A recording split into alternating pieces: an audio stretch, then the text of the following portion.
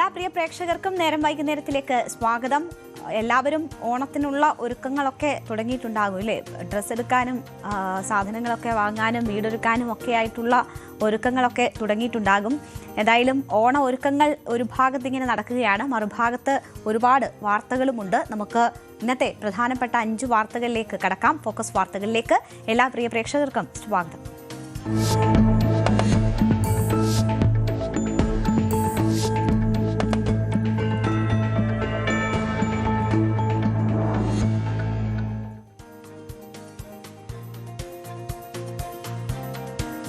കുട്ടികളിലെ കുറ്റകൃത്യങ്ങൾ വർദ്ധിക്കുന്നുവെന്ന ആശങ്കകൾക്കിടയിലാണ് കേരളത്തെ ഞെട്ടിക്കുന്ന മറ്റൊരു വാർത്ത കൂടി വന്നത്.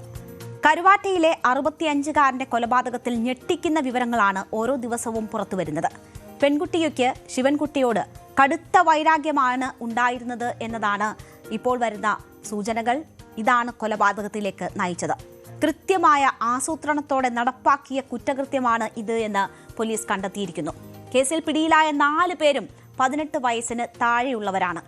എന്താണ് ഒരു 13 വയസ്സുകാരിയെയും കൂട്ടുകാരെയും ഇത്രയും ഗുരുതരമായ ഒരു കുറ്റകൃത്യത്തിലേക്ക് നയിച്ചത്? സിനിമകളും സോഷ്യൽ മീഡിയ ഉള്ളടക്കങ്ങളും വില്ലനാകുന്നുണ്ടോ? അതോ കൂട്ടുകാരുടെയും പ്രണയബന്ധങ്ങളുടെയും സ്വാധീനമാണോ?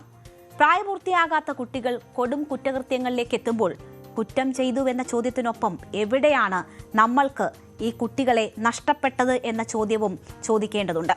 സിനിമയും ജീവിത സാഹചര്യങ്ങളും വില്ലനാണോ, അതോ അതിനേക്കാൾ ആഴത്തിലുള്ള മറ്റെന്തെങ്കിലും കാരണങ്ങളുണ്ടോ?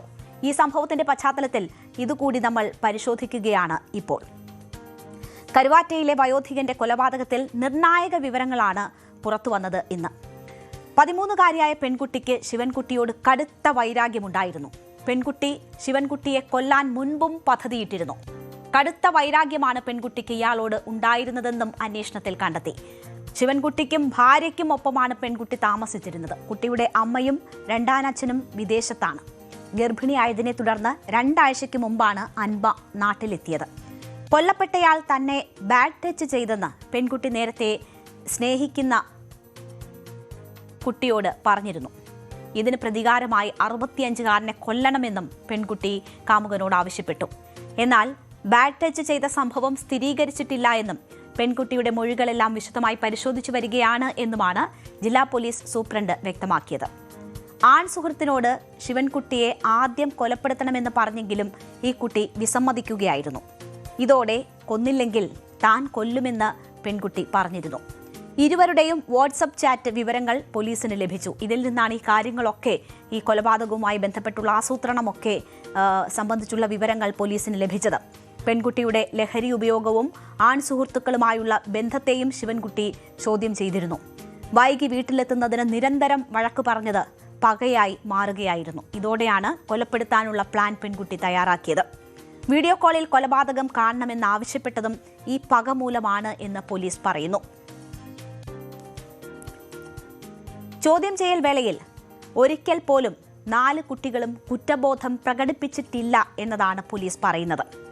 കൃത്യം നടത്താൻ പ്രായപൂർത്തിയാകാത്ത പെൺകുട്ടി പ്രതികൾ എത്തിയത് ലാസലഹരി ഉപയോഗിച്ച ശേഷമാണെന്നും വിവരമുണ്ട്. പെൺകുട്ടിക്കും ആൺ സുഹൃത്തുക്കൾ പലപ്പോഴും ലഹരി കൈമാറിയിരുന്നുവെന്നും പോലീസ് പറഞ്ഞു. 67 വയസ്സുള്ള ശിവൻകുട്ടിയുടെ മൃതദേഹം വിവസ്ത്രനായ നിലയിലാണ് കണ്ടെത്തിയത്. കൈകളും കാലുകളും ബന്ധിപ്പിച്ച നിലയിലായിരുന്നു. വീടിനുള്ളിലാകെ മുളകുപൊടി വിതറിയിരുന്നു. വീട്ടിൽ നിന്നും 6 പവൻ സ്വർണമാണ് മോഷണം പോയത്. പെൺകുട്ടിക്ക് ഐഫോൺ വാങ്ങാനും കൂട്ടുപ്രതികളായ പറവൂർ സ്വദേശികളായ വിദ്യാർത്ഥികൾക്ക് ബൈക്ക് വാങ്ങുന്നതിനുമാണ് വീട്ടിൽ നിന്ന് സ്വർണം കവർന്നതെന്ന വിവരമാണ് പോലീസ് നൽകുന്നത്. ബന്ധുവീട്ടിലായിരുന്ന പെൺകുട്ടി കഴിഞ്ഞ ദിവസം പരീക്ഷയുണ്ടെന്ന പേരിൽ അവിടെ നിന്നിറങ്ങിയാണ് വീട്ടിലെത്തി ആദ്യം മൃതദേഹം കണ്ടെന്ന് അറിയിച്ചത്. വീട് തുറക്കാൻ കഴിയുന്നില്ല, അകത്തുനിന്നും പൂട്ടിയിരിക്കുകയാണെന്നായിരുന്നു പെൺകുട്ടി പറഞ്ഞത്. വയോധികൻ മരിച്ചു കിടക്കുന്നത് നേരിട്ട് കണ്ടിട്ടും കുട്ടിക്ക് ഭാവവ്യത്യാസങ്ങളൊന്നും ഉണ്ടായിരുന്നില്ല. ആദ്യഘട്ട ചോദ്യം ചെയ്യലിൽ പെൺകുട്ടി സംശയിക്കപ്പെട്ടിരുന്നില്ല. താൻ ഒരിക്കലും പിടിക്കപ്പെടില്ല എന്നായിരുന്നു പെൺകുട്ടി കരുതിയിരുന്നത്. ആ ആത്മവിശ്വാസത്തിലായിരുന്നു പെൺകുട്ടി അവിടെ ആ മരണവിവരം പുറത്തു വരുമ്പോഴും പോലീസ് എത്തുമ്പോഴും ഒക്കെ പെരുമാറിയിരുന്നത്. തുടർന്ന് പരീക്ഷ എഴുതാൻ സ്കൂളിൽ പോകണമെന്ന് പെൺകുട്ടി ആവശ്യപ്പെട്ടു. ഇതോടെ പെൺകുട്ടിയുടെ പെരുമാറ്റത്തിൽ മറ്റുള്ളവർക്ക് സംശയം തോന്നി. പിന്നീട് പോലീസ് നടത്തിയ ചോദ്യം ചെയ്യലിലാണ് ഈ സംഭവമൊക്കെ പുറത്തായത്. ചോദ്യം ചെയ്യലിൽ ആദ്യം ഭാവവ്യത്യാസങ്ങളൊന്നും പെൺകുട്ടിക്കുണ്ടായിരുന്നില്ല. എന്നാൽ പിന്നീട് ഈ പെൺകുട്ടി പൊട്ടിക്കരയുന്ന സാഹചര്യമുണ്ടായി. കുടുംബത്തെ പറ്റിയുള്ള പരാമർശങ്ങളിലാണ് പൊട്ടിക്കരഞ്ഞുകൊണ്ട് 13കാരി സംസാരിച്ചത്. ചോദ്യങ്ങൾക്ക് കൃത്യമായ മറുപടി നൽകിയെങ്കിലും കുടുംബത്തെക്കുറിച്ചുള്ള ചോദ്യങ്ങൾക്ക് മുന്നിൽ പെൺകുട്ടി പൊട്ടിക്കരയുകയായിരുന്നു. കുടുംബത്തിലെ സാഹചര്യങ്ങളും വ്യക്തിപരമായ വൈരാഗ്യവുമാണ് കൊലപാതകത്തിലേക്ക് നയിച്ചതെന്നാണ് ഈ പെൺകുട്ടി പോലീസിന് മൊഴി നൽകിയത്. മരിച്ച ശിവൻകുട്ടിയുടെ മകൾ ശ്രീകല 2 തവണ വിവാഹം കഴിച്ചിട്ടുണ്ട്. പ്രതിയായ പെൺകുട്ടി ആദ്യ വിവാഹത്തിലെ മകളാണ്. വിവാഹമോചനം നേടിയ ശ്രീകല പിന്നീട് മറ്റൊരാളെ വിവാഹം കഴിക്കുകയായിരുന്നു. ഇപ്പോൾ അയാൾ ഗൾഫിലാണുള്ളത്. ഇവരെല്ലാം കൊല്ലത്തായിരുന്നു താമസിച്ചിരുന്നത്. 2 വർഷം മുൻപാണ് കരുവാറ്റയിലെ വാടക വീട്ടിലേക്ക് ഇവർ മാറിയത്. ശ്രീകലയ്ക്കായി പുതിയ വീടിന്റെ നിർമ്മാണം നടക്കുകയായിരുന്നു. ഇതിനടുത്തായിരുന്നു ഈ കൊലപാതകം നടന്ന വാടക വീട് ഉള്ളത്. പിടിയിലായ കൗമാര സംഘത്തിൽ നിന്ന് ഞെട്ടിക്കുന്ന വിവരങ്ങളാണ് പുറത്തുവരുന്നത്. വയോധികനെ കൊലപ്പെടുത്താൻ പ്രതികൾ ആദ്യം പദ്ധതിയിട്ടത് ഒരു തമിഴ് ചലച്ചിത്രത്തിലെ ക്രൂരമായ രംഗത്തിൽ നിന്ന് പ്രചോദനം ഉൾക്കൊണ്ടാണ് എന്നതാണ് പിടിയിലായ +1 വിദ്യാർത്ഥി പോലീസിന് മൊഴി നൽകിയത്. 2017 AR മുരുകദോസിന്റെ സംവിധാനത്തിൽ പുറത്തിറങ്ങിയ സ്പൈഡർ എന്ന സിനിമ കണ്ടാണ് ഇത്തരമൊരാശയം മനസ്സിലുദിച്ചതെന്നാണ് ഇവരുടെ മൊഴി. മറ്റുള്ളവരുടെ വേദനാജനകമായ മരണവും ബന്ധുക്കളുടെ കരച്ചിലും കണ്ട് രസിക്കുന്ന സുഡലൈ എന്ന ക്രൂരനായ വില്ലൻ കഥാപാത്രത്തിന്റെ സൈക്കോ മനോഭാവവും കൊലപാതക രീതികളുമാണ് തങ്ങളെ സ്വാധീനിച്ചതെന്ന് പ്രതികൾ മൊഴി നൽകി.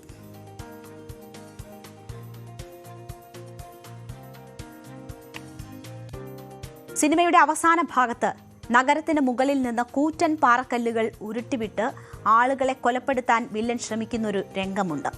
ഇതിൽ നിന്ന് പ്രചോദനം ഉൾക്കൊണ്ടാണ് കരുവാറ്റയിലും തലയിലേക്ക് മുകളിൽ നിന്ന് വലിയ പാറക്കല്ലിട്ട് പൊടുന്നനെ മരണമുറപ്പാക്കാൻ പ്രതികൾ ആസൂത്രണം നടത്തിയത്. എന്നാൽ വീടിന് മച്ചുള്ളതുകൊണ്ട് ഇത് നടക്കാതെ പോയി. 16 മുതൽ 18 വയസ്സുവരെ പ്രായപരിധിയിലുള്ള കുട്ടികൾ ക്രൂരമായ കുറ്റകൃത്യങ്ങൾ ചെയ്താൽ അവരെ മുതിർന്നവരായി കണ്ട് വിചാരണ നടത്താൻ പോലീസിന് വേണമെങ്കിൽ ആവശ്യപ്പെടാം. ജുവനൈൽ ജസ്റ്റിസ് ബോർഡ് കുട്ടികളുടെ മാനസിക നില പരിശോധിച്ച ശേഷം ഇക്കാര്യത്തിൽ തീരുമാനമെടുക്കും. കരുവാറ്റ കൊലപാതകത്തിൽ ഇപ്പോൾ പ്രതികളായ 3 പേരെ മുതിർന്നവരായി പരിഗണിക്കണമെന്ന് കാട്ടി റിപ്പോർട്ട് നൽകാനാണ് പോലീസിന്റെ നീക്കം. ഇന്നലെ ജുവനൈൽ ജസ്റ്റിസ് ബോർഡിന് മുൻപിൽ ഹാജരാക്കിയ 4 പ്രതികളെയും സംരക്ഷണ കേന്ദ്രത്തിലേക്ക് അയച്ചിരിക്കുകയാണിപ്പോൾ. ഇവരെ കസ്റ്റഡിയിൽ ലഭിക്കാൻ പോലീസ് അപേക്ഷ നൽകും എന്ന വിവരങ്ങളാണ് ഉള്ളത്. കൂടുതൽ ചോദ്യം ചെയ്യലുകൾ നടക്കും എന്ന വിവരങ്ങളാണ് ഉള്ളത്. അപ്പോൾ വലിയ ഒരു കുറ്റകൃത്യമാണ് നടന്നിരിക്കുന്നത്. അതിന് പിന്നിൽ പ്രായപൂർത്തിയാകാത്ത കുട്ടികളാണ് എന്നതാണ് നമ്മളെ ആശങ്കപ്പെടുത്തുന്ന കാര്യം. ഇപ്പോൾ നമുക്കൊപ്പം മാനസിക രോഗ വിദഗ്ധൻ ശ്രീ മോഹൻ റോയ് തത്സമയം ചേരുകയാണ്. ഡോക്ടർ, സ്വാഗതം. ഈ ഒരു സംഭവം നമ്മുടെ മനസാക്ഷിയെ പിടിച്ചുകുലുക്കുന്നതാണ്. ഒപ്പം ഒരുപാട് ചോദ്യങ്ങളും ആശങ്കകളും ഉയർത്തുന്ന ഒന്നുകൂടിയാണ്. കുട്ടികളിൽ കുറ്റകൃത്യങ്ങൾ കൂടി വരുന്നു എന്ന വിവരങ്ങൾ നേരത്തെ മുതൽ തന്നെ നമ്മൾക്ക് ലഭിക്കുന്നുണ്ട്. അത്തരം സംഭവങ്ങൾ ഉണ്ടാകുന്നുണ്ട്. അതിൻ്റെ ഏറ്റവും ഒടുവിലത്തെ സംഭവമാണ് ഈ കരുവാറ്റയിൽ ഉണ്ടായിരിക്കുന്നത്. 13 വയസ്സുള്ള ഒരു പെൺകുട്ടിയാണ് ആ കൊലപാതകം ആസൂത്രണം ചെയ്തിരിക്കുന്നത്. അത് തങ്ങളുടെ കൂട്ടുകാരെ കൊണ്ട് നടപ്പിലാക്കിയിരിക്കുന്നത് എന്നത് വലിയ ആശങ്കപ്പെടുത്തുന്ന കാര്യമാണ്. ഈ സംഭവത്തെക്കുറിച്ച് മനസ്സിലാക്കിയതിൽ നിന്ന് എന്താണ് ആ കുട്ടികളെ കുറ്റകൃത്യത്തിലേക്ക് നയിച്ച സാഹചര്യം എന്നതാണ് താങ്കൾ മനസ്സിലാക്കുന്നത്? അല്ല, യഥാർത്ഥത്തില് ഈ വാർത്ത കേൾക്കുമ്പോൾ എനിക്ക് ഏറ്റവും രസകരമായി തോന്നുന്നത് എന്താണെന്നറിയാമോ? നമ്മുടെ പോലീസ് സംവിധാനങ്ങൾ കോടതിയിൽ അപേക്ഷ കൊടുത്തത്, അതായത് ഇവരെ മുതിർന്നവരായി കണ്ടുകൊണ്ട് വിചാരണ ചെയ്യണമെന്ന്. അവർക്കറിയാം ഇവർ മുതിർന്നവരല്ല. ഇവർ മുതിർന്നവരുടെ തലത്തിലേക്ക് ചിന്തിക്കുന്നുണ്ട്. അത്ര കൃത്യമായ ആസൂത്രണത്തോടു കൂടി ഒരു കുറ്റകൃത്യം ചെയ്യുന്നുണ്ട്. അതിന്റെ പുറകിൽ എന്താണെന്ന് നാം ആലോചിക്കുന്നുണ്ടോ? ഇവരാരെങ്കിലും കുറ്റവാളികളായി ജനിച്ചു വീണവരാണ്? ഇവരാരെങ്കിലും ജന്മനാ കുറ്റവാളികളാണോ? അല്ലെങ്കിൽ കുറ്റവാസന ഉള്ളവരായി ഇവർ നേരത്തെ കാണിച്ചിട്ടുണ്ടോ?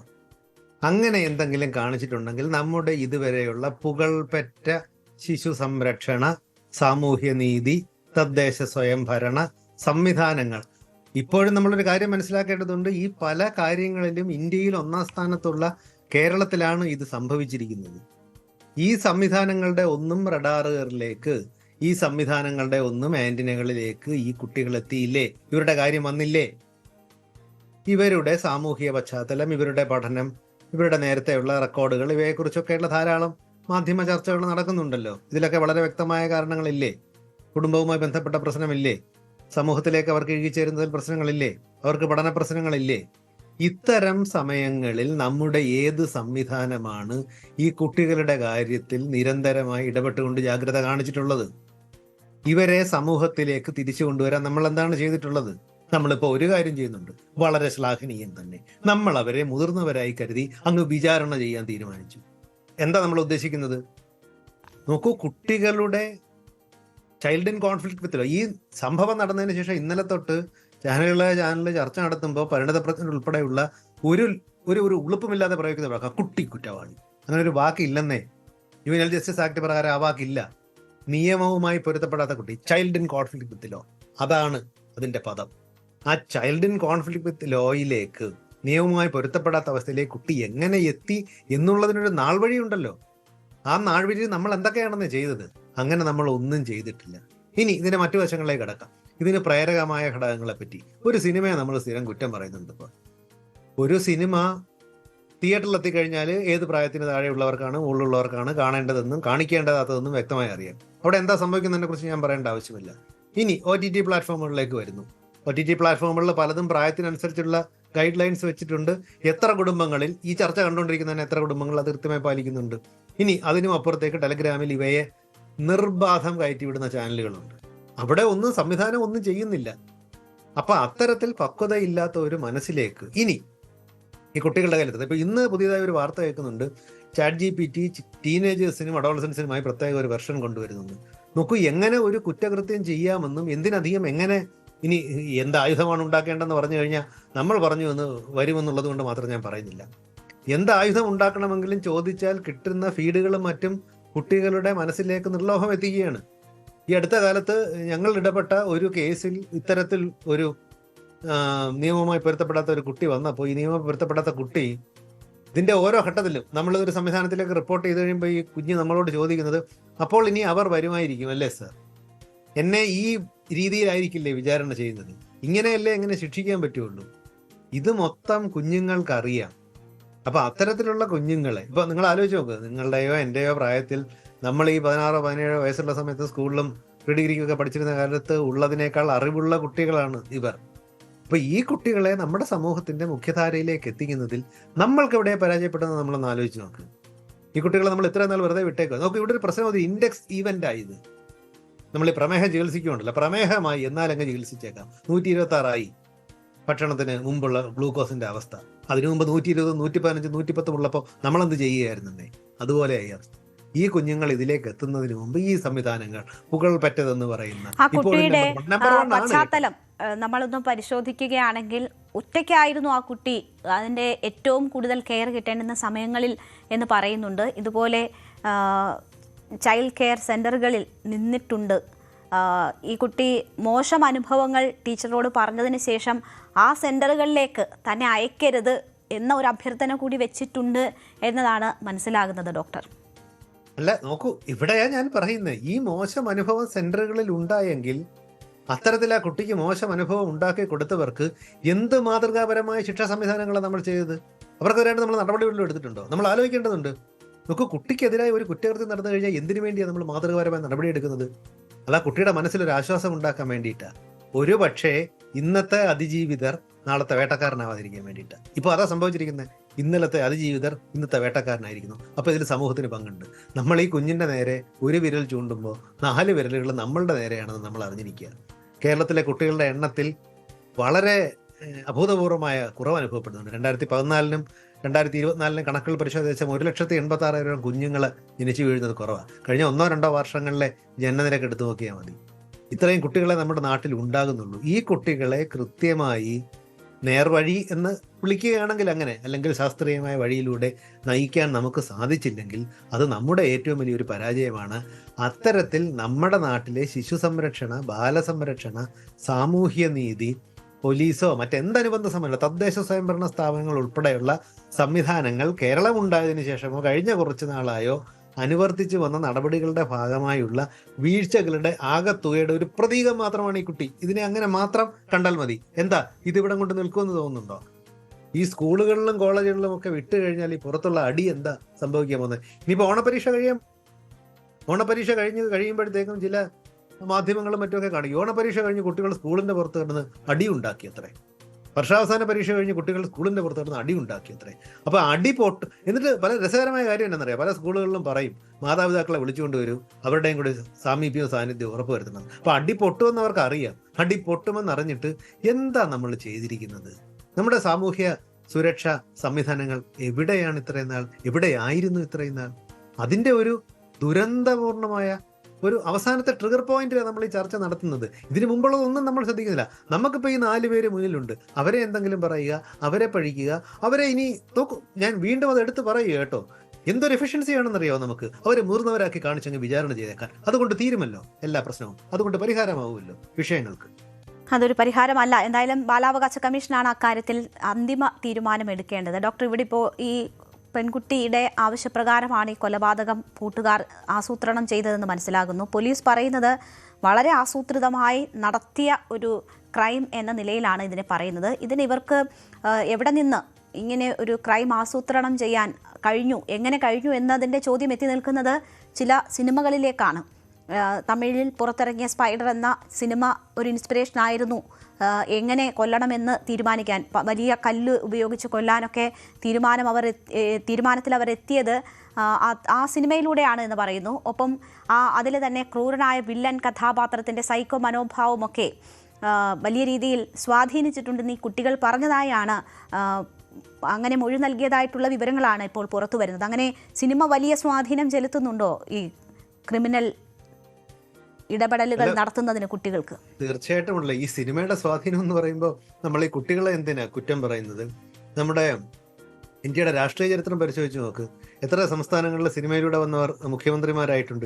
ഈ അടുത്ത കാലത്തെ കാര്യം ഞാൻ പ്രത്യേകിച്ച് ഓർമ്മിപ്പിക്കേണ്ട കാര്യമൊന്നുമില്ലല്ലോ. അപ്പോൾ ഈ മുതിർന്നവരുടെ പുറത്ത് പോലും ഈ 18 വയസ്സൊക്കെ കഴിഞ്ഞ പ്രായപൂർത്തി വോട്ടവകാശമുള്ള ആൾക്കാരൊക്കെ തന്നെയാണല്ലോ ഇവരെയൊക്കെ വോട്ട് ചെയ്ത് ജയിപ്പിച്ചങ്ങ് എത്തിക്കുന്നത്. അപ്പോൾ മുതിർന്നവരുടെ പുറത്ത് തന്നെ സിനിമാ നടന്മാർക്കും ഒക്കെ ഇത്രയും സ്വാധീനമുള്ള ഒരു സ്ഥലത്ത് ഈ കുട്ടികൾ ഇതിന്റെ സ്വാധീന വലയത്തിൽ പെട്ടുപോയി എന്ന് പറഞ്ഞാൽ എന്തെങ്കിലും അർത്ഥമുണ്ടോ? അപ്പോൾ ഇതിലെന്താ പ്രശ്നം?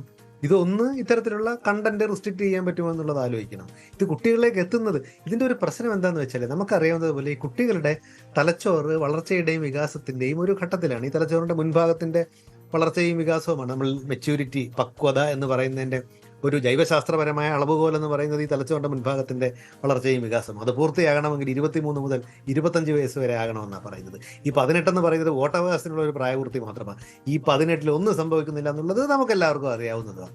അപ്പം അത്തരത്തിലുള്ള ആൾക്കാരിലേക്ക് എത്തുന്ന കണ്ടന്റിന് എന്ത് റെസ്ട്രിക്ഷൻ കൊണ്ടുവരാൻ പറ്റും എന്നുള്ളതിനെ കുറിച്ച് നമ്മൾ ആലോചിക്കേണ്ടത്. അത് വിവേചനപൂർണ്ണമായി ശരിയും തെറ്റും എന്ന് പറയുന്നത് ധാർമ്മികതയിൽ അടിസ്ഥാനമാക്കിയ ഈ ധാർമ്മിക ബോധം കുട്ടികൾക്ക് അപ്പോഴും ഉണ്ടാവില്ല.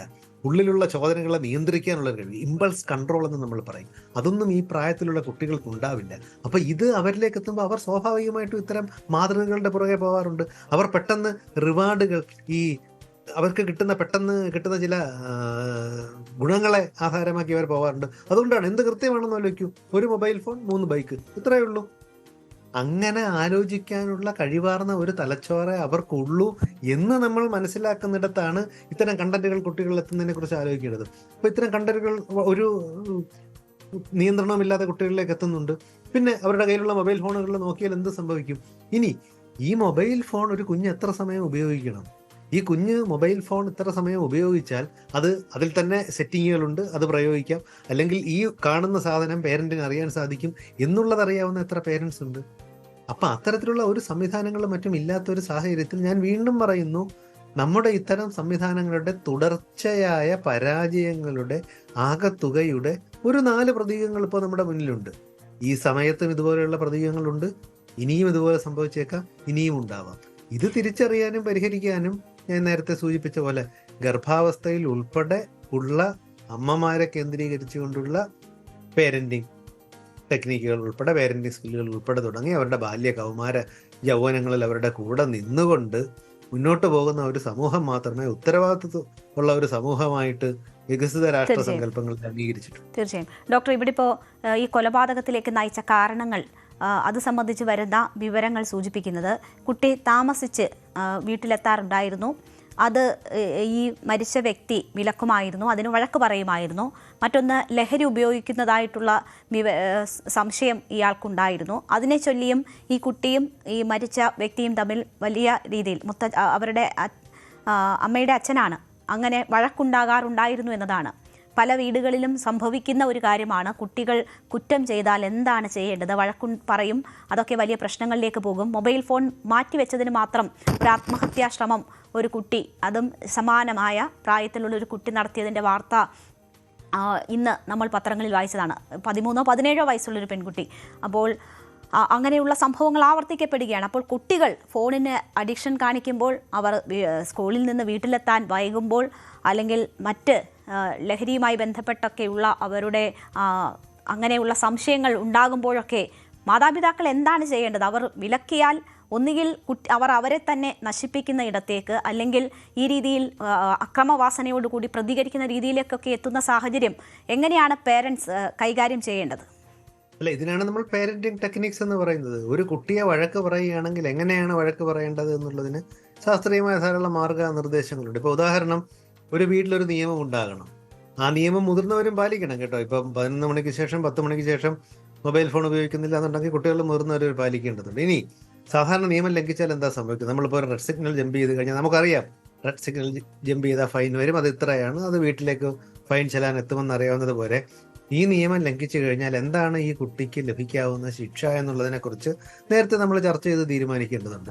ഇനി ശിക്ഷ എന്ന് പറഞ്ഞാൽ നമ്മൾ എപ്പോഴും പറയുന്നത് പോലെ ഈ കമ്പെടുത്ത് അടിക്കുന്നതും പൊട്ടുന്നത് വരെ വടികൊണ്ടടിക്കുന്നതും ഒന്നുമല്ല. കുട്ടിക്ക് ഇഷ്ടപ്പെട്ട ഭക്ഷണം ഉണ്ടാക്കി കൊടുക്കാതിരിക്കുന്നത്, കുട്ടിക്ക് പ്രിയപ്പെട്ട പ്രോഗ്രാം കാണാൻ അവനെ അനുവദിക്കാത്തത്, കുട്ടിയെ ഒരു അവധി ദിവസമാണെങ്കിൽ പുറത്തു പോകാൻ അനുവദിക്കാത്തത്, ഇതൊക്കെ തന്നെ ശിക്ഷയാണ്. പക്ഷേ ഈ ശിക്ഷ ഇന്ന കാര്യങ്ങൾ ചെയ്താൽ നിനക്ക് ശിക്ഷ കിട്ടുമെന്ന് പറയുകയും അത് കൃത്യമായി നടപ്പാക്കുകയും അത് മോണിറ്റർ ചെയ്യുകയും ചെയ്യേണ്ടതുണ്ട്. ഇനി കുട്ടികളുണ്ടാകുന്ന മറ്റ് സ്വഭാവ പ്രശ്നങ്ങൾ, കുട്ടികളുടെ സ്വഭാവ പ്രശ്നങ്ങൾ കണ്ടു കഴിഞ്ഞാൽ അത് കുട്ടികളുമായി തുറന്നൊരു ചർച്ചയ്ക്കുള്ള മാർഗമായിട്ടാണ് നമ്മൾ കാണേണ്ടത്. അപ്പോൾ അവനോട് കയർക്കുക, ദേഷ്യപ്പെടുക, അവനോട് ചണ്ട കൂടുക എന്നുള്ളത് ഒട്ടും തന്നെ ശാസ്ത്രീയമല്ല. കുട്ടിയോട് സംസാരിക്കുകയും കുട്ടിക്ക് എന്താണ് പറയാനുള്ളത് എന്ന് കേൾക്കാനുള്ള ഒരവസരമായി കാണുകയും നമ്മൾ ഒരുമിച്ച് ചർച്ച ചെയ്ത് ആ പ്രശ്നം പരിഹരിക്കാൻ ശ്രമിക്കുകയുമാണ് വേണ്ടത്. ഇനി നമുക്ക് സാധിക്കുന്നില്ലെങ്കിൽ അതിന് പ്രൊഫഷണലായ ഒരു സമീപനം എടുക്കേണ്ടതുണ്ട്. ഒരു പ്രൊഫഷണലിൻ്റെ അടുത്ത് കൊണ്ടുപോകണമെങ്കിൽ കൊണ്ടുപോകേണ്ടതുണ്ട്. ശിക്ഷയ്ക്കുൾപ്പെടെ ശാസ്ത്രീയമായ മാർഗങ്ങളുണ്ട്. അപ്പം ഇത്തരം കാര്യങ്ങൾ അറിയാതെ, ഇവിടെയാണ് ഞാൻ നേരത്തെ സൂചിപ്പിച്ച പേരന്റിങ് ക്ലിനിക്കുകളുടെയും പേരന്റിങ് ടെക്നിക്സിൻ്റെയും ഒരു പ്രാധാന്യം വരുന്നത്. നമ്മുടെ നാട്ടിൽ എങ്ങനെയാണ് വിവാഹം കഴിക്കുന്നു, കുട്ടികൾ ഉണ്ടാകുന്നു, കുട്ടിയെ വളർത്തുന്നു, അങ്ങനെ പേരന്റ് ആകുന്നു. അങ്ങനെയല്ലല്ലോ ഇത് സംഭവിക്കേണ്ടത്. അപ്പോൾ സ്വാഭാവികമായിട്ടൊരു മറുവാദമുണ്ട്, ഇത്രയും നാളൊക്കെ അങ്ങനെ ആയിരുന്നു എന്ന്. ഇത്രയും നാൾ അങ്ങനെ ആയിരുന്നു എന്ന് വെച്ചാൽ നമ്മുടെ സാമൂഹ്യ സുരക്ഷയുടെ ഒരു ചട്ടക്കൂടും നമ്മുടെ കൂട്ടുകുടുംബങ്ങളും മറ്റ് നമ്മുടെ ഉള്ള ബന്ധങ്ങളും ഒക്കെ തന്നെ നമ്മൾ അതിൽ നിന്നും കുറച്ച് പിന്തിരിപ്പിച്ച് നിർത്തിയേക്കാം. ഇനി മാറുന്ന സമൂഹത്തിൽ കുട്ടികൾ ഇങ്ങനെയാണെന്നുണ്ടെങ്കിൽ യഥാർത്ഥത്തിൽ ആരാ മാറേണ്ടത്? കുട്ടികളല്ല, അത് നമ്മളാണ് മാറേണ്ടതെന്ന് നമുക്ക് മനസ്സിലാവണം. കാരണം ഇനി നമുക്ക് കുട്ടികളെയാണ് വേണ്ടത്. കുട്ടികളെ നമുക്കുണ്ടെങ്കിൽ മാത്രമേ നോക്കൂ. ഈ 3-3.5 ലക്ഷം ജനനമായ കേരളത്തിൽ ഇപ്പം ഒരു 80കളിലൊക്കെ കണക്ക് പരിശോധിച്ചാൽ 1ാം ക്ലാസ്സിൽ 5 ലക്ഷം കുട്ടികൾ ചേരുന്ന കാലത്ത് ഇപ്പൊ 3,22,000 3,30,000 കുട്ടികളെ 1ാം ക്ലാസ്സിൽ ചേർന്നിട്ടുള്ളൂ. നമ്മുടെ ഭാവി തലമുറയുടെ എണ്ണം ഇത്രത്തോളം കുറഞ്ഞുകൊണ്ടിരിക്കുക. അവരെ ഉത്തരവാദിത്തപ്പെട്ട പൗരന്മാരാക്കി വളർത്തേണ്ടത് നമ്മുടെയും കൂടി ആവശ്യമായതുകൊണ്ട് തന്നെ നാം ഇതിന് മുന്നോട്ടിറങ്ങേണ്ടത്. ശരി, വളരെ നന്ദി ഡോക്ടർ, ഞങ്ങളോട് സമയം ചെലവഴിച്ചതിന്. എന്തായാലും ഈ അവസരത്തിൽ ഇത് കേൾക്കുന്നവർക്കൊക്കെ അല്പമെങ്കിലും ചിന്തിക്കാനുള്ള ഒരു അവസരമാണ് ഉണ്ടായിട്ടുള്ളത്. വളരെ നന്ദി ഡോക്ടർ മോഹൻ റോയ്, ഞങ്ങളോടൊപ്പം ഈ സമയം ചെലവഴിച്ചതിന്. എന്തായാലും കുട്ടികൾ കുറ്റവാളികളാകുന്നുവെങ്കിൽ അത് കുട്ടികളുടെ മാത്രം കുറ്റമല്ല എന്നതാണ് പറയുന്നത്. ഒപ്പം പോലീസിൻ്റെ ഇപ്പോൾ അവരെ മുതിർന്ന പൗരന്മാരായി വിചാരണ ചെയ്യണം എന്ന നീക്കത്തിലും അദ്ദേഹം അതൃപ്തി രേഖപ്പെടുത്തുകയാണ്. നമുക്ക് മറ്റു വാർത്തകളിലേക്ക് വരാം, ചെറിയൊരു ഇടവേളയ്ക്ക് ശേഷം.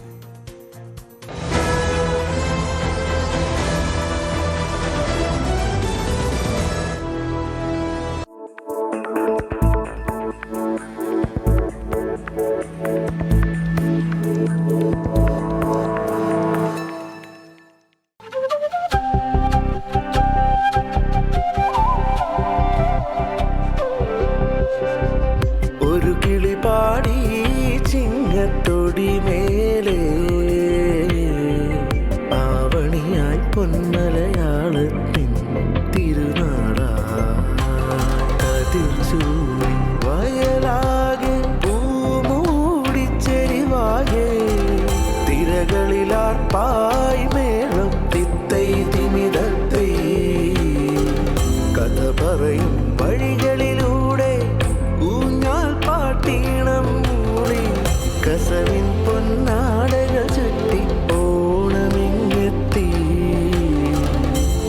പൊന്നിൻ പൊന്നാടകൾ ചുറ്റി ഓണമിങ്ങെത്തി.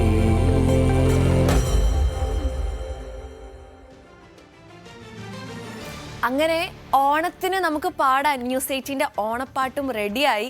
News 18 consulting editor Leen B Jesmas വരികൾ എഴുതി ശ്രീനേഷ് എൽ പ്രഭു ഈണമിട്ടതാണ് ഈ മനോഹരമായ ഗാനം.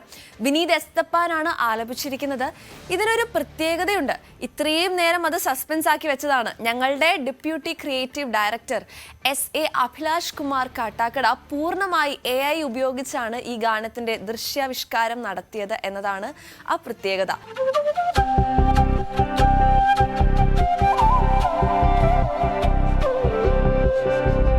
ഒരു കിളി പാടി ചിങ്ങത്തൊടി മേലെ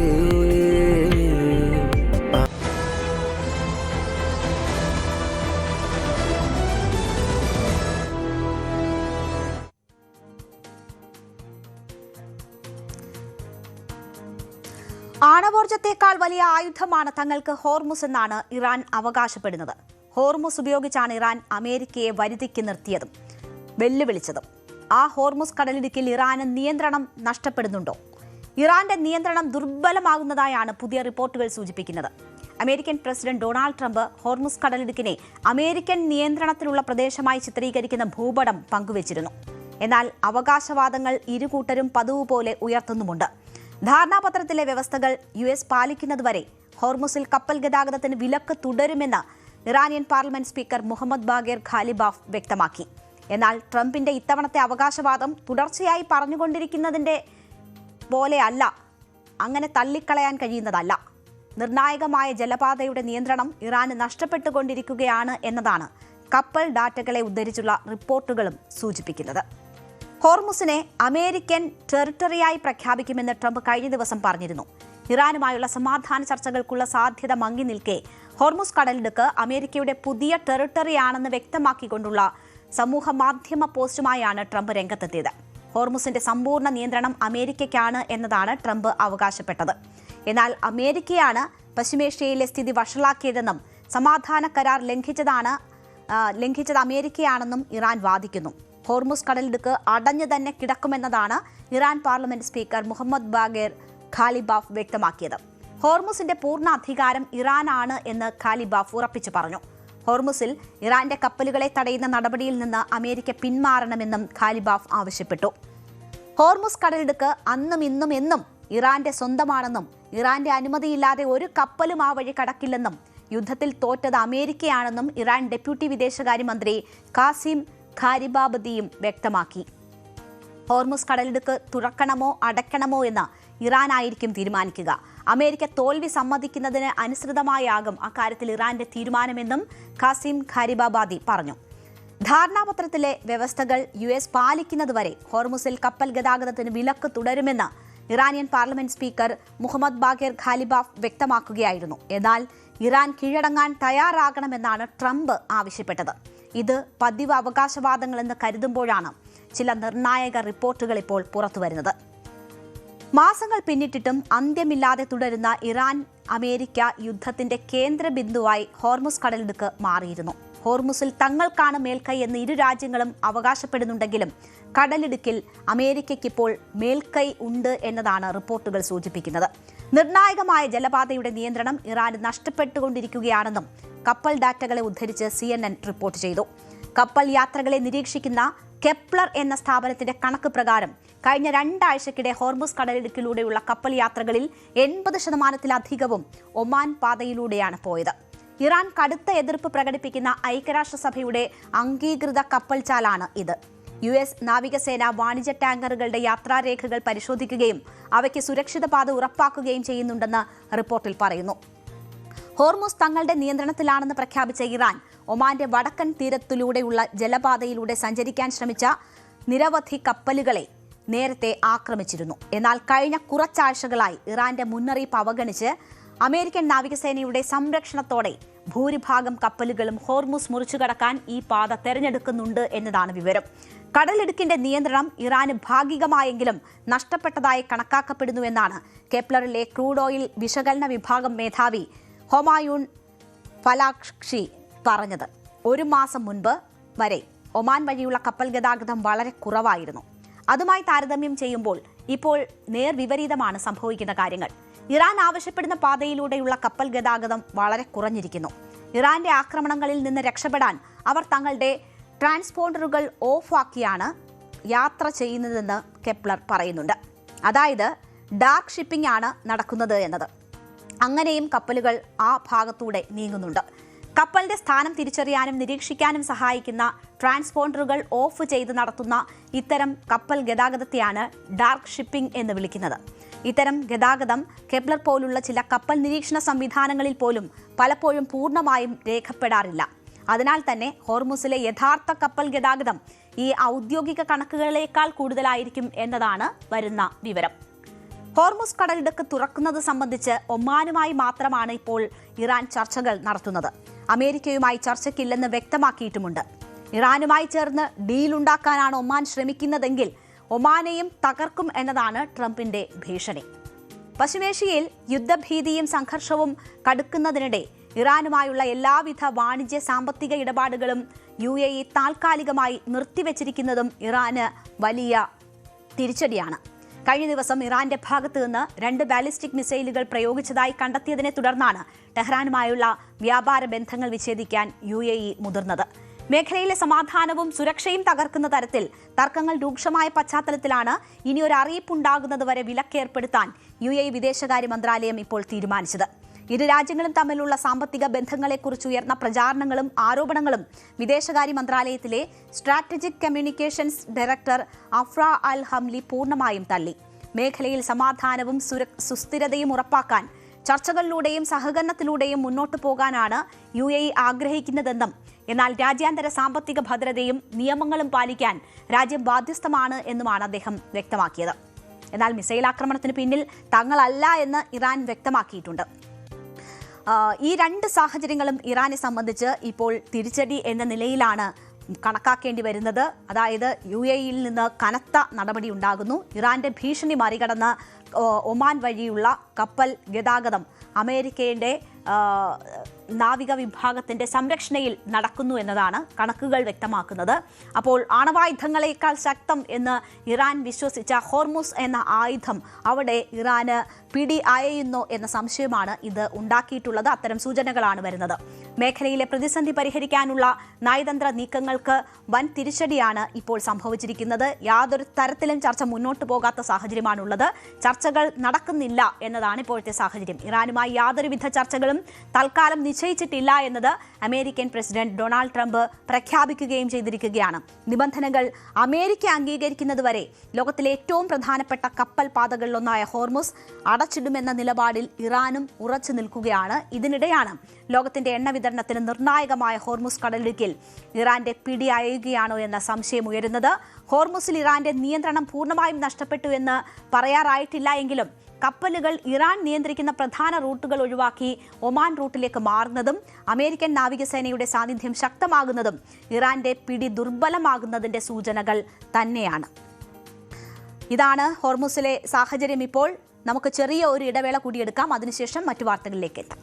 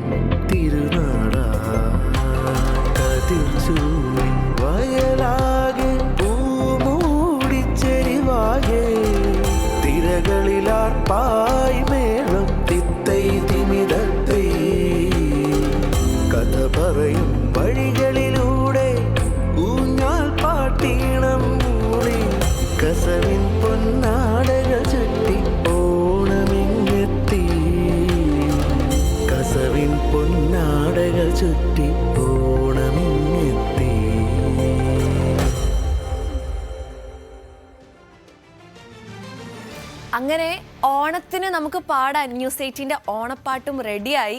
news 18 consulting editor Leen B Jesmas വരികൾ എഴുതി ശ്രീനേഷ് എൽ പ്രഭു ഈണമിട്ടതാണ് ഈ മനോഹരമായ ഗാനം. വിനീത് എസ്തപ്പാനാണ് ആലപിച്ചിരിക്കുന്നത്. ഇതിനൊരു പ്രത്യേകതയുണ്ട്. ഇത്രയും നേരം അത് സസ്പെൻസ് ആക്കി വെച്ചതാണ് ഞങ്ങളുടെ deputy creative director SA Abhilash Kumar Kattakada പൂർണ്ണമായി AI ഉപയോഗിച്ചാണ് ഈ ഗാനത്തിന്റെ ദൃശ്യാവിഷ്കാരം നടത്തിയത് എന്നതാണ് ആ പ്രത്യേകത.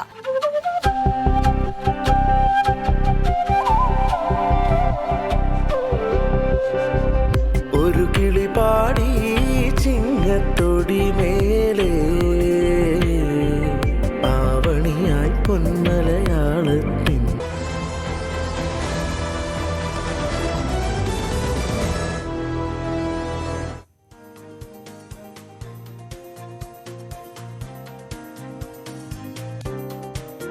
നമ്മുടെ തെരഞ്ഞെടുപ്പ് പ്രക്രിയക്കെതിരെ വലിയ വിമർശനങ്ങളാണ് പ്രതിപക്ഷ പാർട്ടികളിൽ നിന്ന് ഉയരുന്നത്. വോട്ട് ചോരി പ്രചാരണമൊക്കെ രാഹുൽ ഗാന്ധി ഉയർത്തിയത് വലിയ ചർച്ചയാണ്. എന്നാൽ നമ്മുടെ തെരഞ്ഞെടുപ്പ് രീതിയെ പ്രശംസിച്ച് അമേരിക്കൻ പ്രസിഡന്റ് ഡൊണാൾഡ് ട്രംപ് രംഗത്ത് വന്നിരിക്കുകയാണ്. നമ്മുടെ തെരഞ്ഞെടുപ്പ് നിയമങ്ങളും വോട്ടർമാർക്കുള്ള ഫോട്ടോ പതിച്ച തിരിച്ചറിയൽ കാർഡ് അടക്കമുള്ള രീതിയെയുമാണ് ട്രംപ് പ്രശംസിച്ചത്. ഇന്ത്യയിലെ മുഖ്യ തെരഞ്ഞെടുപ്പ് കമ്മീഷണർ ഗ്യാനേഷ് കുമാറിന്റെ പരാമർശം പങ്കുവെച്ചുകൊണ്ടായിരുന്നു ട്രംപിന്റെ ഈ കുറിപ്പ്. എന്തുകൊണ്ടാണ് ട്രംപ് ഇന്ത്യൻ തെരഞ്ഞെടുപ്പ് സംവിധാനത്തെ പുകഴ്ത്തുന്നത്? ഒന്നും കാണാതെ ട്രംപ് ഇങ്ങനെ ഒരു നീക്കം നടത്തുമോ എന്ന് സ്വാഭാവികമായും തോന്നാം. യഥാർത്ഥത്തിൽ അമേരിക്കൻ തെരഞ്ഞെടുപ്പിലെ സുതാര്യത ഉറപ്പുവരുത്താൻ വോട്ടർ ID നിർബന്ധമാക്കണമെന്ന നിലപാടിലാണ് ട്രംപ്. ഇതിനായി ട്രംപ് ഭരണകൂടം മുന്നോട്ട് വയ്ക്കുന്ന സേവ് അമേരിക്ക ആക്ടിന് ബലം നൽകാനാണ് ട്രംപ് ഇപ്പോൾ ഇന്ത്യൻ മാതൃകയെ പിന്തുണച്ച് രംഗത്ത് വരുന്നത്. US തെരഞ്ഞെടുപ്പിൽ വോട്ടർമാരുടെ തിരിച്ചറിയൽ രേഖകൾ നിർബന്ധമാക്കാത്തതിനെക്കുറിച്ച് ഇന്ത്യയുടെ മുഖ്യ തെരഞ്ഞെടുപ്പ് കമ്മീഷണർ ഗ്യാനേഷ് കുമാർ സംശയം പ്രകടിപ്പിച്ചത് ചൂണ്ടിക്കാട്ടിയായിരുന്നു ട്രംപ് നിലപാട് വ്യക്തമാക്കിയത്. തിങ്കളാഴ്ച ട്രൂത്ത് സോഷ്യലിൽ പങ്കുവച്ച കുറിപ്പിൽ സാധുവായ ഒരു ഫോട്ടോ ID പോലുമില്ലാതെ അമേരിക്കയിൽ എങ്ങനെയാണ് തെരഞ്ഞെടുപ്പ് നടത്താൻ സാധിക്കുന്നത് എന്ന ഗ്യാനേഷ് കുമാറിന്റെ ചോദ്യമാണ് ട്രംപ് തന്റെ പോസ്റ്റിൽ കുറിച്ചിരുന്നത്. ഇന്ത്യയിൽ നടന്ന അവസാന പൊതു തെരഞ്ഞെടുപ്പിൽ 64.6 കോടിയോളം ആളുകൾ വോട്ട് രേഖപ്പെടുത്തിയെന്നും എന്നാൽ ഇതിൽ 1% താഴെ ആളുകൾ മാത്രമാണ് തപാൽ വോട്ട് ചെയ്തതെന്നും ട്രംപ് ചൂണ്ടിക്കാട്ടി. ഇന്ത്യയിൽ വോട്ട് ചെയ്ത ഓരോ പൗരനും ഫോട്ടോ തിരിച്ചറിയൽ രേഖയുണ്ടായിരുന്നുവെന്നും അമേരിക്കയിൽ ഉടൻ തന്നെ സേവ് അമേരിക്ക ആക്ട് പാസാക്കേണ്ടതുണ്ടെന്നും ട്രംപ് വ്യക്തമാക്കി. അപ്പോൾ ഇതാണ് ട്രംപിന്റെ നീക്കം. ഇതിനു വേണ്ടിയാണ് ട്രംപ് ഗ്യാനേഷ് കുമാറിനെ ഉദാഹരിച്ചതും ഇന്ത്യയെ പുകഴ്ത്തിയതും. എന്താണ് സേവ് അമേരിക്ക നിയമം എന്ന് നോക്കിയാൽ വോട്ട് ചെയ്യാൻ എത്തുമ്പോൾ വോട്ടർമാർ അവർ അമേരിക്കൻ പൗരന്മാരാണെന്ന് തെളിയിക്കണമെന്ന് വ്യവസ്ഥ ചെയ്യുന്ന നിയമമാണ് save America act. American federal നിയമപ്രകാരം അമേരിക്കയിൽ വോട്ട് ചെയ്യണമെങ്കിൽ അവർ അമേരിക്കൻ പൗരന്മാരായിരിക്കണം. എന്നാൽ അമേരിക്കൻ പൗരത്വം തെളിയിക്കുന്നതിനുള്ള ചട്ടങ്ങളൊന്നും നിയമത്തിലില്ല. ഈ സാഹചര്യത്തിലാണ് തെരഞ്ഞെടുപ്പ് ക്രമക്കേടുകൾ തടയുന്നതിനായി സേവ് അമേരിക്ക വോട്ടർ എലിജിബിലിറ്റി നിയമം നടപ്പാക്കണമെന്ന് ട്രംപ് നിരന്തരം ആവശ്യപ്പെടുന്നത്. വോട്ടർ രജിസ്ട്രേഷന് പൗരത്വ തെളിവ് നിർബന്ധമാക്കുക, രാജ്യവ്യാപക വോട്ടർ ID നിർബന്ധമാക്കുക, തപാൽ വോട്ടിന് നിയന്ത്രണങ്ങൾ ഏർപ്പെടുത്തുക എന്നിവയാണ് ഈ ബില്ലിലെ പ്രധാന നിർദ്ദേശങ്ങൾ. പുത്തൻ നിയമം നിർദ്ദേശിക്കുന്നതനുസരിച്ച് അമേരിക്കൻ പൗരത്വമുണ്ട് എന്നതിന്റെ ഭൗതിക രേഖയായ പാസ്പോർട്ടോ ജനന സർട്ടിഫിക്കറ്റോ ഹാജരാക്കിയാൽ മാത്രമേ തെരഞ്ഞെടുപ്പിൽ വോട്ടറായി രജിസ്റ്റർ ചെയ്യാനാകൂ. ഇത്തരത്തിൽ രജിസ്ട്രേഷൻ ലഭിച്ചാൽ മാത്രമാണ് വോട്ടവകാശം ഉണ്ടാവുക. പേര് മാറ്റിയാൽ വോട്ടർമാർ അവരുടെ തിരിച്ചറിയൽ പൗരത്വ രേഖകൾ പരിശോധനയ്ക്ക് വിധേയമാക്കണം. സ്ത്രീകൾ വിവാഹത്തിന് ശേഷം പേര് മാറ്റുമ്പോഴും മറ്റുമാണ് ഇത് വേണ്ടിവരിക. പൗരത്വ രേഖകളില്ലാതെ വോട്ടർ പട്ടികയിൽ പേര് ചേർക്കുന്നവരെ കാത്ത് പിഴ പോലുള്ള ശിക്ഷകളും ഉണ്ടാകും. അമേരിക്കയിലെ ചില സംസ്ഥാനങ്ങളിൽ ഇതിനകം തന്നെ സാധുതയുള്ള തിരിച്ചറിയൽ കാർഡ് ഹാജരാക്കി മാത്രമേ വോട്ട് ചെയ്യാൻ കഴിയുകയുള്ളൂ. എന്നാൽ പുത്തൻ നിയമപ്രകാരം ഏകീകൃത മാനദണ്ഡമുള്ള രേഖയാണ് വ്യവസ്ഥ ചെയ്യുന്നത്. എന്നാൽ ഇന്ത്യയിലെ പൊതു തെരഞ്ഞെടുപ്പ് പ്രക്രിയ തെരഞ്ഞെടുപ്പ് കമ്മീഷനിൽ കേന്ദ്രീകൃതമാണ്. വോട്ടർ തെരഞ്ഞെടുപ്പ് തിരിച്ചറിയൽ കാർഡിനൊപ്പം അംഗീകൃത ഫോട്ടോ തിരിച്ചറിയൽ കാർഡ് ഉപയോഗിച്ചും ഇവിടെ വോട്ട് രേഖപ്പെടുത്താം. എന്നാൽ അമേരിക്കയിലാകട്ടെ ഓരോ സംസ്ഥാനത്തിനും തെരഞ്ഞെടുപ്പ് പ്രക്രിയ വ്യത്യസ്തമാണ്.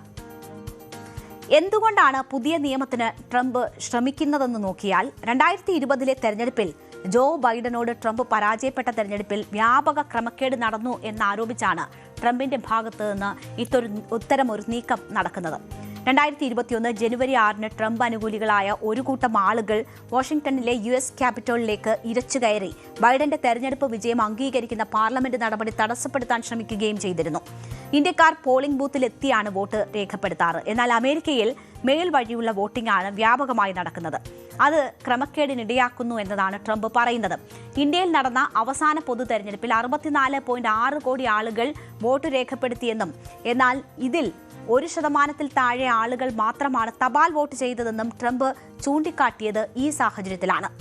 അമേരിക്കയിലെ സ്റ്റേറ്റ് യുണൈറ്റഡ് ഡെമോക്രസി കേന്ദ്രത്തിന്റെ കണക്കുകൾ പ്രകാരം 2024 തെരഞ്ഞെടുപ്പിൽ ഗ്രാമീണ വോട്ടുകളിൽ 4/1 നഗരസഭ വോട്ടുകളിൽ 3/1 മെയിൽ വഴിയാണ് രേഖപ്പെടുത്തിയിരിക്കുന്നത്. എല്ലാ തലങ്ങളിലുമുള്ള ജനങ്ങൾ മെയിൽ വോട്ടിംഗ് സംവിധാനം ഉപയോഗപ്പെടുത്തുന്നു എന്നതാണ് ഈ കണക്ക് കാണിക്കുന്നത്. തെരഞ്ഞെടുപ്പ് പ്രക്രിയ കുറച്ചുകൂടി സംരക്ഷിക്കപ്പെടേണ്ടതുണ്ടെന്നാണ് റിപ്പബ്ലിക്കന്മാരുടെ വാദം. പൗരന്മാരല്ലാത്തവർ വോട്ട് ചെയ്യുന്നത് തടയേണ്ടതുണ്ടെന്നും അവർ പറയുന്നു. എന്നാൽ ട്രംപ് വിജയിച്ച 2024 തെരഞ്ഞെടുപ്പിലും തെരഞ്ഞെടുപ്പ് ക്രമക്കേടുകൾ നടന്നു എന്നത് ഒരു വസ്തുതയാണ്. വ്യാപക പരാതി ഇതുമായി ബന്ധപ്പെട്ട് ഉയരുകയും ചെയ്തിട്ടുണ്ട്. അമേരിക്കൻ തെരഞ്ഞെടുപ്പിൽ പൗരന്മാരല്ലാത്തവർ വോട്ട് ചെയ്യുന്നുണ്ടെന്ന് തെളിയിക്കാനായിട്ടില്ല എന്നതാണ് പക്ഷേ വിമർശകർ ഉന്നയിക്കുന്ന പ്രധാനപ്പെട്ട വാദം. വോട്ടുകൾ സംരക്ഷിക്കാനല്ല ഈ നിയമം കൊണ്ടുവരുന്നത് എന്ന് അവർ ആരോപിക്കുന്നു. തെരഞ്ഞെടുപ്പ് മോഷ്ടിക്കാനാണ് ട്രംപ് ഈ നീക്കം നടത്തുന്നത് എന്നതാണ് ഡെമോക്രാറ്റുകൾ ആരോപിക്കുന്നത്. നിയമം വോട്ടർമാരെ അടിച്ചമർത്താനുള്ളതാണ്. ഇത് ലക്ഷക്കണക്കിന് അമേരിക്കൻ പൗരന്മാരെ അന്യവൽക്കരിക്കുമെന്ന ആക്ഷേപവും ഉയരുന്നുണ്ട്. മെയിൽ ഓൺലൈൻ വോട്ടിംഗ് സൗകര്യങ്ങൾ ഇല്ലാതാകുമെന്ന ആശങ്കയും ജനങ്ങളുടെ ഭാഗത്തു നിന്ന് ഉയരുന്നുണ്ട്. രാഷ്ട്രീയ പാർട്ടികളും ആ ആശങ്ക ഏറ്റെടുക്കുന്നു. ജനന സർട്ടിഫിക്കറ്റോ പാസ്പോർട്ടോ മാത്രമാണ് പൗരത്വത്തിനുള്ള തെളിവ്. 38 ലക്ഷം ജനങ്ങൾക്ക് ഈ രേഖകളൊന്നുമില്ല. മിക്കവരുടെയും വോട്ടുകൾ നഷ്ടപ്പെടുകയോ മോഷ്ടിക്കപ്പെടുകയോ ചെയ്യാനാണ് സാധ്യത എന്നതാണ് അവർ ചൂണ്ടിക്കാട്ടുന്നത്. ഇത് ഈ നിയമത്തെ എതിർക്കാൻ അവരെ പ്രേരിപ്പിക്കുന്ന ഘടകങ്ങൾ.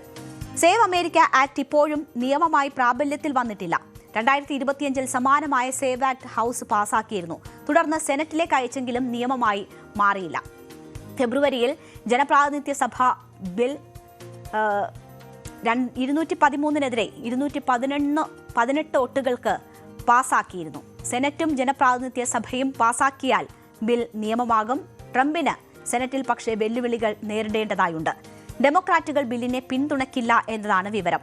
100 അമേരിക്കൻ സെനറ്റിൽ 53 പേർ റിപ്പബ്ലിക്കന്മാരാണ്. എന്നാൽ ബിൽ പാസ്സാക്കണമെങ്കിൽ 60 പേരുടെ പിന്തുണ വേണം. ഇതാണ് ട്രംപിനെ കുഴയ്ക്കുന്ന കാര്യം. ബിൽ പാസ്സാകണമെന്ന് ഇപ്പോൾ പാർലമെന്റിനോട് ആവശ്യപ്പെട്ടിരിക്കുകയാണ് ട്രംപ്. അതിനുള്ള സമ്മർദ്ദമാണ് ഇപ്പോൾ ട്രംപ് നടത്തിക്കൊണ്ടിരിക്കുന്നത്. അതിനാണ് ഇന്ത്യയെ ഉദാഹരിക്കുന്നതും. ഇന്ത്യയിലെ തെരഞ്ഞെടുപ്പ് സുതാര്യതയെക്കുറിച്ചും തെരഞ്ഞെടുപ്പ് കമ്മീഷന്റെ തീരുമാനങ്ങളെക്കുറിച്ചും നേരത്തെ തന്നെ കോൺഗ്രസ് കടുത്ത വിമർശനങ്ങൾ ഉന്നയിച്ചിട്ടുണ്ട്. മാത്രവുമല്ല, SIRമായി ബന്ധപ്പെട്ട് തെരഞ്ഞെടുപ്പ് കമ്മീഷനുമായുള്ള തർക്കങ്ങൾ ഓരോ തെരഞ്ഞെടുപ്പിലും ഉയരുന്നു. ഈ സാഹചര്യത്തിൽ ട്രംപിന്റെ പ്രശംസയെ പരിഹാസത്തോടെയാണ് രാജ്യത്തെ മുഖ്യ പ്രതിപക്ഷമായ കോൺഗ്രസ് സമീപിച്ചത്.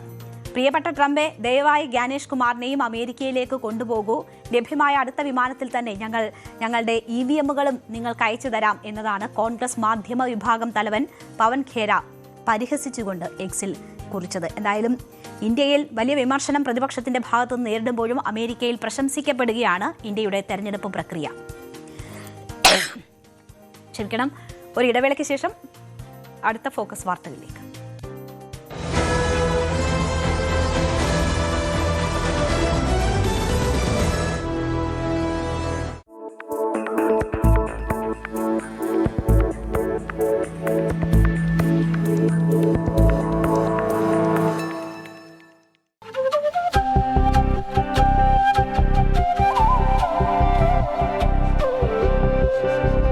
ഒരു കിളി പാടി ചിങ്ങത്തൊടി മേലെ ആവണിയായി പൊന്മലയാളത്തിൻ തിരുനാടാ കതിർച്ചൂടി വയലാകെ പൂമൂടിച്ചെരിവാകെ തിരകളിലാർപ്പായി മേളം തിത്തൈ തിമിതത്തൈ കഥ പറയും വഴികളിലൂടെ ഊഞ്ഞാൽ പാട്ടീണം മൂളി കസവിൻ പൊന്നാടകൾ ചുറ്റി ഓണമിങ്ങെത്തി കസവിൻ പൊന്നാടകൾ ചുറ്റി ഓണമിങ്ങെത്തി.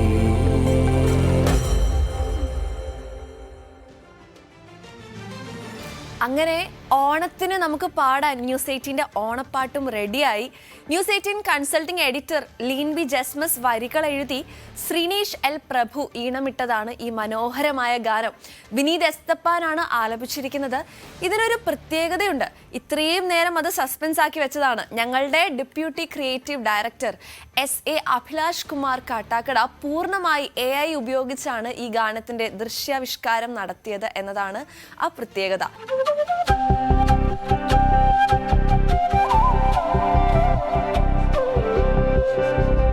ഒരു കിളി പാടി ചിങ്ങത്തൊടി മേലെ ആവണിയായി പൊൻ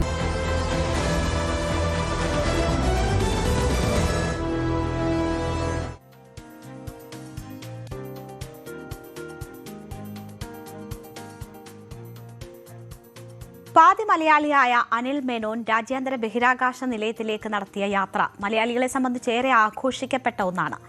രാജ്യാന്തര ബഹിരാകാശ നിലയത്തിലെത്തുന്ന ആദ്യ മലയാളിയായി US space force colonel doctor Anil Menon മാറി. ഇപ്പോൾ മലയാളികൾക്ക് ഏറെ അഭിമാനകരമായ മറ്റൊരു നേട്ടം കൂടി ഉണ്ടാവുകയാണ്.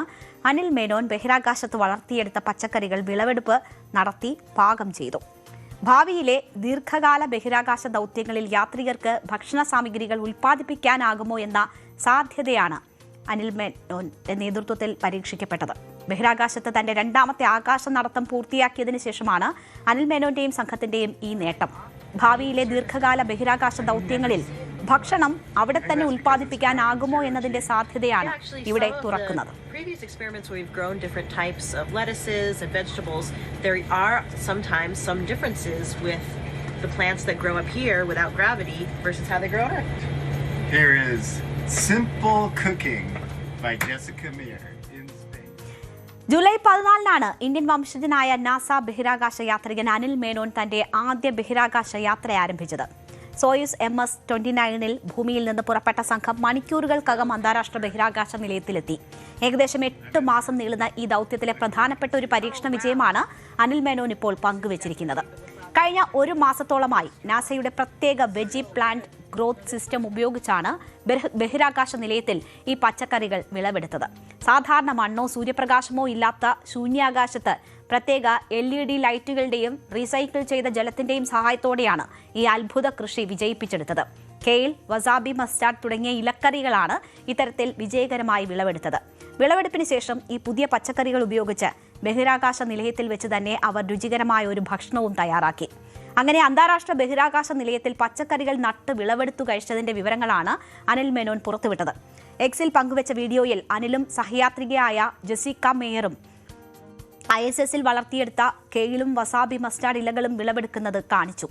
ഇതുപയോഗിച്ച് വിഭവങ്ങൾ തയ്യാറാക്കുന്നതും കാണാം. ഏകദേശം 1 മാസമെടുത്ത് ISS-ൽ കൃഷി ചെയ്തതാണ് ഇത്.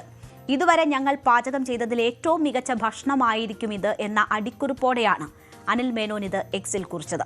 വീഡിയോ പങ്കുവെച്ചുകൊണ്ട് മേനോൻ ഇങ്ങനെ പറയുന്നു: ഈ എപ്പിസോഡിൽ ഞങ്ങൾ ഫാം ടു ടേബിൾ ലളിതവും രുചികരവുമായ ഭക്ഷണം തയ്യാറാക്കുന്നു. ഈ കെയിലും വസാബി മസ്റ്റാർഡും ISS-ൽ 1 മാസത്തോളം വളർത്തിയതാണ്. കുറച്ചിലകൾ വിളവെടുത്ത് പരീക്ഷിച്ചു. ഇതുവരെ ഞങ്ങൾ ബഹിരാകാശത്ത് പാകം ചെയ്തതിൽ ഏറ്റവും മികച്ച ഭക്ഷണമാണ് ഇത്. വളർത്തൽ പ്രക്രിയയിൽ മാർഗനിർദ്ദേശം നൽകിയ നാസ വെജി ടീമിന് നന്ദി. ഭാവിയിലെ ബഹിരാകാശ യാത്രകൾക്ക് സഹായകമായ ലളിതമായ കഴിവുകൾ പഠിപ്പിച്ചതിനും നന്ദി. സിനിമയിലെ കഥാപാത്രമായ മാർക്ക് വാട്നി ഇത് കണ്ടിരുന്നെങ്കിൽ തീർച്ചയായും അഭിമാനിച്ചേനെ എന്ന് തമാശ രൂപേണ അനിൽ മേനോൻ ഇതിനോടൊപ്പം കുറിക്കുകയും ചെയ്തു. ചൊവ്വയിൽ കുടുങ്ങിപ്പോകുന്ന ശാസ്ത്രജ്ഞൻ അവിടെ കൃഷി ചെയ്ത് ജീവൻ നിലനിർത്തുന്ന സയൻസ് ഫിക്ഷൻ ഹോളിവുഡ് സിനിമയാണ് ദി മാർഷ്യൻ. ബഹിരാകാശ യാത്രികനായ മാർക്ക് വാട്നി ഒരു ദൗത്യത്തിനിടെ ചൊവ്വയിൽ ഒറ്റപ്പെട്ടു പോകുന്നു. സഹയാത്രികർ അദ്ദേഹം മരിച്ചെന്ന് കരുതി ഭൂമിയിലേക്ക് മടങ്ങുന്നു. എന്നാൽ വാട്നിക്ക് ജീവനുണ്ടായിരുന്നു. പരിമിതമായ ഭക്ഷണവും വിഭവങ്ങളും ഉപയോഗിച്ച് ചൊവ്വയിൽ കഴിയുന്നത്ര കാലം അതിജീവിക്കാനും സ്വന്തം ഭക്ഷണം കൃഷി ചെയ്യാനും അദ്ദേഹം ശ്രമിക്കുന്നു. ഭൂമിയിലെ നാസ ശാസ്ത്രജ്ഞരും അദ്ദേഹത്തെ രക്ഷിക്കാൻ ശ്രമം ആരംഭിക്കുന്നു. ഇതാണ് ആ സിനിമയുടെ പ്രമേയം. ഇതാണിപ്പോൾ യാഥാർത്ഥ്യമായിരിക്കുന്നത്. അതാണ് ആ എക്സിൽ ആ പോസ്റ്റിനൊപ്പം അനിൽ മേനോൻ കുറിച്ചിരിക്കുന്നത്. എന്താണ് ഈ പരീക്ഷണത്തിന്റെ പ്രാധാന്യമെന്ന് നോക്കിയാൽ, ഈ പരീക്ഷണം നാസയുടെ വെജി പ്ലാന്റ് ഗ്രോത്ത് ചേംബറിലാണ് നടക്കുന്നത്. സൂക്ഷ്മ ഗുരുത്വാകർഷണാവസ്ഥയിൽ സസ്യങ്ങൾ എങ്ങനെ വളരുന്നു, അവയുടെ വളർച്ചയെ എന്തെല്ലാം ഘടകങ്ങൾ സ്വാധീനിക്കുന്നു തുടങ്ങിയ കാര്യങ്ങൾ മനസ്സിലാക്കാൻ ഈ സംവിധാനം ശാസ്ത്രജ്ഞരെ സഹായിക്കുന്നു. ചന്ദ്രനിലേക്കും ചൊവ്വയിലേക്കും അതിനപ്പുറമുള്ള സ്ഥലങ്ങളിലേക്കുമുള്ള ദീർഘകാല ബഹിരാകാശ ദൗത്യങ്ങൾക്ക് ഈ ഗവേഷണം വളരെ പ്രധാനപ്പെട്ടതാണ്. മാസങ്ങളോ വർഷങ്ങളോ നീളുന്ന ദൗത്യങ്ങളിൽ പാക്ക് ചെയ്ത ഭക്ഷണത്തോടൊപ്പം പുതിയ പച്ചക്കറികൾ കൃഷി ചെയ്ത് ഭക്ഷിക്കാനാകുന്നത് പോഷകങ്ങൾ ലഭ്യമാക്കാനും ബഹിരാകാശ യാത്രികരുടെ മാനസിക ഉന്മേഷം വർദ്ധിപ്പിക്കാനും സഹായിക്കും. ഭാവിയിൽ ബഹിരാകാശത്ത് തന്നെ ഭക്ഷണം ഉൽപ്പാദിപ്പിക്കാൻ കഴിഞ്ഞാൽ ഭൂമിയിൽ നിന്ന് വലിയ അളവിൽ ഭക്ഷണം ബഹിരാകാശത്തേക്ക് എത്തിക്കേണ്ടതിന്റെ ആവശ്യകത കുറയ്ക്കുന്നതിനും സഹായിക്കും. കഴിഞ്ഞ ദിവസം രാജ്യാന്തര ബഹിരാകാശ നിലയത്തിന് പുറത്ത് വീണ്ടും ചരിത്രം രചിച്ചിരുന്നു അനിൽ മേനോൻ. തന്റെ കരിയറിലെ 2ാമത്തെ ബഹിരാകാശ നടത്തത്തിനാണ് അനിൽ മേനോൻ ഇറങ്ങിയത്. യൂറോപ്യൻ ബഹിരാകാശ ഏജൻസിയുടെ ഫ്രഞ്ച് ബഹിരാകാശ സഞ്ചാരി സോഫി എഡനോഡ് ആണ് മേനോനൊപ്പം ദൗത്യത്തിൽ പങ്കെടുത്തത്. രാജ്യാന്തര ബഹിരാകാശ നിലയത്തിലെ നിർണായകമായ ആശയവിനിമയ സംവിധാനത്തിന്റെ ഭാഗമായ സ്പേസ് ടു ഗ്രൗണ്ട് ആന്റിന മാറ്റിസ്ഥാപിക്കുകയായിരുന്നു ഈ നടത്തത്തിന്റെ ലക്ഷ്യം. ഹൂസ്റ്റണിലെ മിഷൻ കൺട്രോൾ സെന്ററിനും ബഹിരാകാശ നിലയത്തിനുമിടയിൽ ഡേറ്റ കൈമാറുന്നതിനും അതിവേഗ ആശയവിനിമയത്തിനും നാസ ഉപയോഗിക്കുന്ന നിർണായക സംവിധാനമാണ് ഇത്. ദൗത്യം ഏതാണ്ട് 6.5 മണിക്കൂർ നീണ്ടു. അനിൽ മേനോനൊപ്പം ദൗത്യത്തിനിറങ്ങിയ സോഫി എഡനോട്ടിന്റെ ആദ്യ സ്പേസ് വാക്കായിരുന്നു ഇത്. അതിന് പിന്നാലെയാണ് ഇപ്പോൾ മറ്റൊരു നേട്ടം കൂടി ഉണ്ടായിരിക്കുന്നത്. എന്തായാലും ശാസ്ത്രത്തിന്റെ അതിരുകൾ ഭേദിച്ചുള്ള അനിൽ മേനോന്റെയും സംഘത്തിന്റെയും ഈ മുന്നേറ്റം വരും തലമുറയിലെ ബഹിരാകാശ ഗവേഷകർക്ക് വലിയൊരു പ്രചോദനമാണ് ഉണ്ടാക്കുക. ഇന്റർനാഷണൽ സ്പേസ് സ്റ്റേഷനിൽ കെയിലും വസാബി മസ്റ്റാർഡ് ഗ്രീൻസും വളർത്തിക്കഴിഞ്ഞ അനിൽ മേനോന്റെ ഈ പരീക്ഷണം ഒരു പച്ചക്കറി കൃഷി പരീക്ഷണം മാത്രമായിരിക്കില്ല. മനുഷ്യർക്ക് ഭൂമിക്ക് പുറത്ത് ദീർഘകാലം ജീവിക്കാൻ സഹായിക്കുന്ന ഒരു നിർണായക ഗവേഷണത്തിന്റെ തുടക്കം തന്നെയാണ് സംഭവിച്ചിരിക്കുന്നത്. നമ്മുടെ നേരം വൈകുന്നേരത്തിന്റെ സമയം അവസാനിക്കുകയാണ്. ഇടവേളയ്ക്ക് ശേഷം ലൈവ് at 6 കാണാം. നന്ദി.